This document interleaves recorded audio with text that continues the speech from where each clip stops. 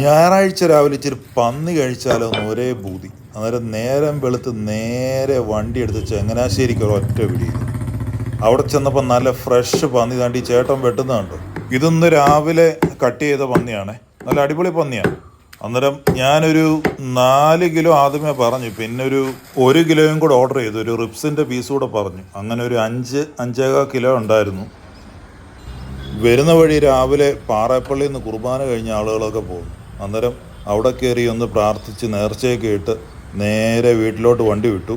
അന്നേരം ഇവന്മാരെ ഇനി പ്രിപ്പയർ ചെയ്യണമല്ലോ നമുക്ക്. അന്നേരം എല്ലാവരും കൂടി പടക്ക് പടക്കിയെന്നും പറഞ്ഞുകൊണ്ട് എല്ലാം ക്ലീൻ ചെയ്തു. ആ ചേട്ടൻ അത് കട്ട് ചെയ്ത് പീസാക്കി തന്നായിരുന്നു. അതൊരു എളുപ്പമായി കാര്യങ്ങൾ.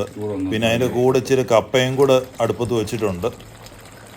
നമ്മുടെ പോർക്ക് റെഡി ആയിട്ടുണ്ട്. കപ്പയൊന്ന് തിളച്ച് കഴിയുമ്പോൾ ഒന്ന് ഊറ്റിയിട്ട് രണ്ടും കൂടെ ഒരു പിടി പിടിക്കണം.